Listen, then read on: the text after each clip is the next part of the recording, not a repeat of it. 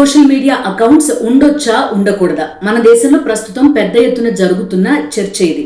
మన దేశంలో 9 నుంచి 17 ఏళ్ల లోపు పిల్లల్లో 60% మంది రోజుకి 3 గంటల కంటే ఎక్కువగా సోషల్ మీడియా ప్లాట్ఫామ్స్ ని యూజ్ చేస్తున్నారట. సరిగా చదవడమైనా వస్తుందో లేదో తెలియదు కానీ వాళ్ళకి సోషల్ మీడియా అకౌంట్స్ ఉంటున్నాయట. ఇది అధ్యయనాలు చెప్తున్న వాస్తవం. అయితే ఈ మధ్య కాలంలో ఆస్ట్రేలియా ప్రభుత్వం ఏం చేసిందంటే minimum age bill for kids అనే ఒక చట్టాన్ని తీసుకొచ్చింది. అంటే 16 ఏళ్ల లోపు పిల్లలకి సోషల్ మీడియా అకౌంట్స్ ఉండడానికి వీల్లేదు. పేరెంటల్ కన్సెంట్ తర్వాత కూడా సోషల్ మీడియా ప్లాట్ఫామ్స్ యూజ్ చేయడానికి వీల్లేదు. ఇది ఆ చట్టం.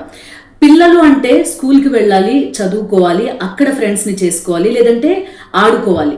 తద్వారా వాళ్ళ మానసిక పరిణతి బాగుంటుంది, వాళ్ళ ఎదుగుదల బాగుంటుంది అనేది అబ్జర్వేషన్. కానీ అలా జరగట్లేదు. దీనివల్ల పిల్లల్లో దుష్ప్రభావాలు ఎక్కువగా కనిపిస్తున్నాయి. అదేవిధంగా చాలా మంది కంటెంట్ క్రియేషన్ కోసం కూడా పిల్లల్ని వాడుకుంటున్నారు. దానివల్ల సోషల్ మీడియాలో కనిపించిందంతా నిజం, అందులో ఉండే హ్యాపీనెస్ మాత్రమే లైఫ్లో ఉంటుంది అని చాలా మంది పిల్లలు అనుకుంటున్నారు. ఆ ట్రాప్లో పడిపోతున్నారు. సో దీనికి పరిష్కారం బ్యానే, పిల్లల్లో సోషల్ మీడియాని నిషేధించడమే అనేది చాలా మంది భావన.